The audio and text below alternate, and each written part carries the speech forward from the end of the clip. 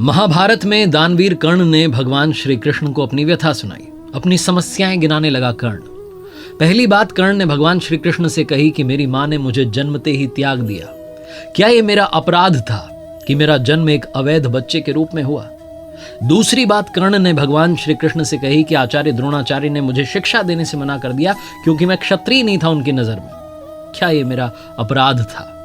कर्ण ने तीसरी बात कही कि द्रौपदी के स्वयंवर में मुझे अपमानित किया गया कि मैं राज परिवार का हिस्सा नहीं हूं। क्या यह मेरा अपराध था? मुझे बार बार अपमानित किया गया।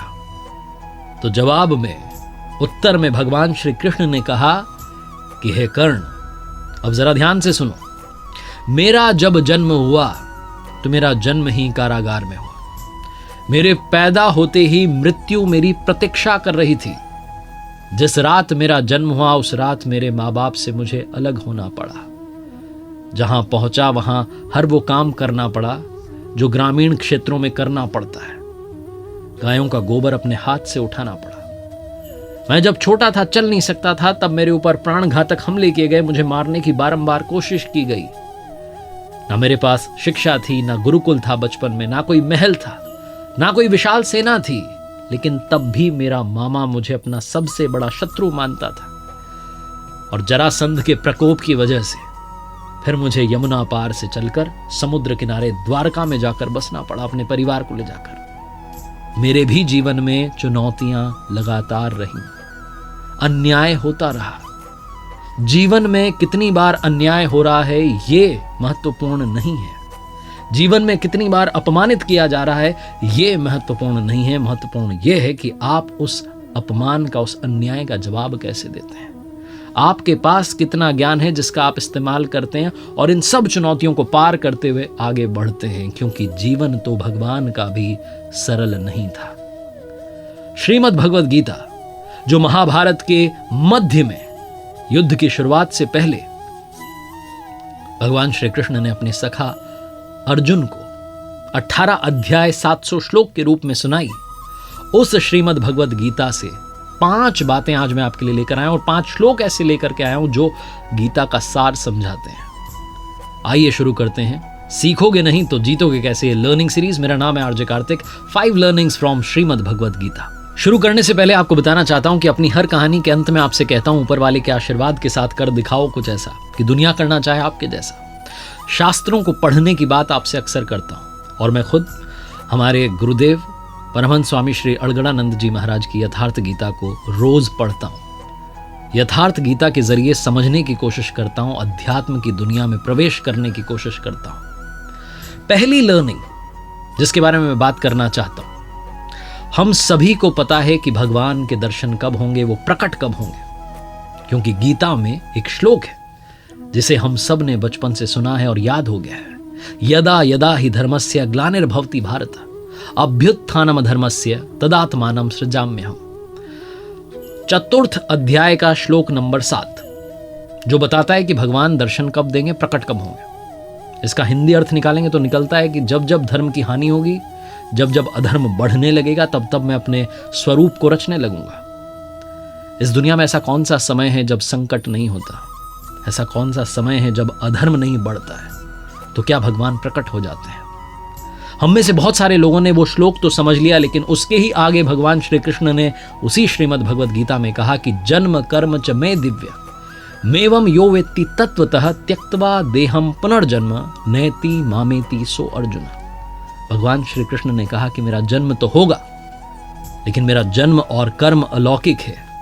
वो इन चर्म चक्षुओं से देखा नहीं जा सकता। वो अलौकिक है, वो दिव्य है। उस दर्शन के लिए आपको निर्मल होना होगा। उस दर्शन के लिए आपको मोक्ष प्राप्ति के रास्ते पर चलना होगा। और वो रास्ता क्या है वो भी भगवान श्री कृष्ण ने श्रीमद् भगवद गीता में बताया। ओमित्येकाक्षरं ब्रह्म व्याहरन् मामनुस्मरन्। ओम का जप, मेरा ध्यान, यही वो रास्ता है जिसके जरिए, जिस रास्ते पर चलकर आप उन प्रभु के दर्शन पा सकते हैं। दूसरी बात श्रीमद् भगवद गीता का सार समझाती है श्रद्धा। प्रभु के दर्शन करने हैं, उस रास्ते पर चलना है तो श्रद्धा बहुत आवश्यक है। भगवान श्री कृष्ण ने चतुर्थ अध्याय में श्लोक 39 में कहा, श्रद्धावान लभते ज्ञानम तत्परः संयतेन्द्रियः ज्ञानम लब्ध्वा पराम शांति म चिरेणाधिगच्छति। वो कहते हैं कि श्रद्धा रखने वाले मनुष्य जो हैं, जो अपनी इंद्रियों पर संयम रखते हैं, जो तत्परता से अनन्य भाव से मेरी साधना करते हैं, वो मुझे यानी परम शांति को प्राप्त होते हैं। भगवान श्री कृष्ण ने आगे श्रीमद् भगवद गीता में 9वें अध्याय में श्लोक 26 में एक बात और कही कि पत्र पुष्प फल जल जो भी अर्पण कर रहा है श्रद्धा भाव से, उसे मैं प्रेम सहित स्वीकार करता हूं। और कहा है कि भाव बस्य भगवान सुख निधान करुणा भवन। वो सुख के भंडार हैं, वो करुणामयी हैं, लेकिन वो भाव के वश में हैं। जहां भाव है वहां भगवान है। ये दूसरी जो लर्निंग है सिखाती है कि श्रद्धा के साथ, समर्पण के साथ उस परमात्मा की पूजा करना बहुत जरूरी है। जहां आपका भाव डगमगाया कि काम नहीं बन रहा है, आप कहीं और चला जाता हूं, किसी और दरवाजे को खटखटाता हूं, वहीं सारा खेल गड़बड़ हो जाता है। इसलिए श्रद्धा में कमी मत आने देना। तीसरी बड़ी बात जो समझने वाली और सीखने वाली है श्रीमद् भगवद गीता में, 6 अध्याय के 5वें श्लोक में भगवान श्री कृष्ण ने कहा, उद्धरेदात मनात्मानम नात्मानम वसादयेत आत्मेव ह्यात्मनो बंधुरात्मेव रिपुरात्मना। हिंदी अनुवाद अगर करें इस श्लोक का तो निकलता है कि अपने द्वारा अपना इस संसार सागर से, समुद्र से उद्धार करें और अपने को अधोगति में ना डालें। भगवान श्री कृष्ण कहते हैं क्योंकि पार्थ, हम स्वयं अपनी आत्मा के मित्र हैं और शत्रु हैं। और थोड़ा समझें तो आत्मना अपने द्वारा, आत्मानम अपने आप का, उद्धरेत उद्धार करें, आत्मानम अपने आत्मा को अधोगति में ना पहुंचावें, ये कहने का अर्थ है। और इसका सीधा मतलब अगर आप अपने जीवन में निकालें, इंसान मनुष्य जहां कहीं है, जो कुछ कर रहा है, उसका जिम्मेदार सिर्फ और सिर्फ स्वयं है। हम अपने कर्म द्वारा अपनी नियति को निर्धारित करवाते हैं। हम ही अपनी आत्मा के सबसे अच्छे मित्र हैं और हम ही अपनी आत्मा के सबसे बड़े शत्रु हैं। हम विकारों में फंस करके, मोह में, लोभ में, काम, क्रोध, इन सब में फंस करके अपने आप को गलत रास्ते पर ले जा रहे होते हैं। हमारी आत्मा को पता होता है कि हम गलत रास्ते पर जा रहे हैं, लेकिन चले जाते हैं उन विकारों के पीछे। हमारे पास ही ऑप्शन है कि हम अपनी आत्मा का सबसे अच्छा मित्र बने, सबसे अच्छा दोस्त बने और इस संसार सागर से पार चलें। पार चलने की प्रक्रिया क्या है वो मैंने आपको पहली लर्निंग में अभी बताई। अब चौथी बात आती है कि भगवान को सबसे प्रिय कौन लगता है, उनका सबसे प्यारा भक्त कौन है। तो ये भी उन्होंने बताया श्रीमद् भगवद गीता के 12वें अध्याय के श्लोक नंबर 15 में। उन्होंने कहा कि यस्मान्नो द्विजते लोको लोकान्नो द्विजते च यह हर्षामर्ष भयोद्वेगेर मुक्तो यह सच में प्रिय।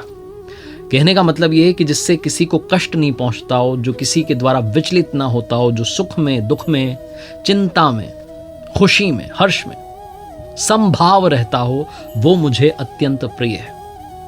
भगवान श्री कृष्ण कहना चाहते हैं जो समभाव हो चुका है, जो प्रभु की मर्जी मान करके चल रहा है कि जो हो रहा है वो करवा रहा है, अपने आप को संभाव कर चुका है, वो भक्त मुझे प्रिय है। रियल लाइफ एग्जाम्पल लें तो हमें अपने व्यवहार से किसी को ठेस नहीं पहुंचने देनी। हमारी बातों से कोई उदास ना हो जाए, हमारी बातों से कोई परेशान ना हो जाए, इतना तो हम कर ही सकते हैं। अपनी वाणी में संयम तो ला ही सकते हैं। लेकिन दुनिया में लोग कोशिश करेंगे आपको पिंच करने की, आपको गुस्सा दिलाने की, आपको क्रोधित करवाने की, आपसे उल्टा सीधा बुलवाने की, लेकिन उनसे बचना है। जब हम ड्राइव कर रहे होते हैं, सड़क पर होते हैं, रॉन्ग साइड से कोई चला आ रहा होता है, पी करके चला रहा होता है, धुन में चला रहा होता है, उससे अपनी गाड़ी बचाना, अपनी जान बचाना भी हमारी जिम्मेदारी है। बस इतनी सी बात है। और अंत में सबसे महत्वपूर्ण बात, जब आपको लगे कि सारे रास्ते बंद हो गए, अब तो कुछ समझ में ही नहीं आ रहा क्या करना है, तो इसका भी सल्यूशन दे दिया।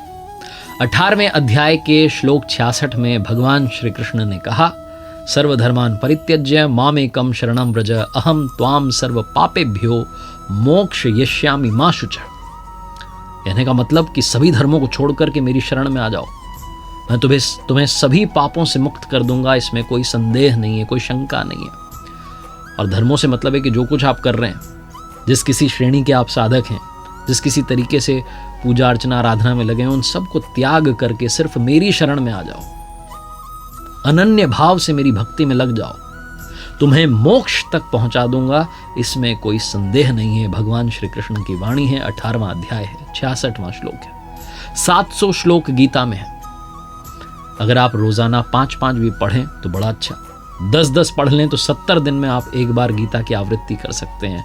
और जितनी बार आप श्रीमद् भगवद गीता को पढ़ेंगे उतनी बार आप कुछ नया सीखेंगे, और जितनी बार आप पढ़ेंगे उतनी बार आपका मन करेगा उस रास्ते पर चलने का, और आप धीरे धीरे चलना शुरू करेंगे। और एक बार चलना शुरू कर दिया तो फिर पीछे मुड़ने की जरूरत नहीं पड़ेगी। अपने आप वो आपकी जिम्मेदारी, आपके योगक्षेम की जिम्मेदारी अपने कंधों पर उठा लेंगे। तो अगर आपको अपने जीवन में सही रास्ता चुनना है तो वो रास्ता श्रीमद् भगवद गीता में बताया गया है।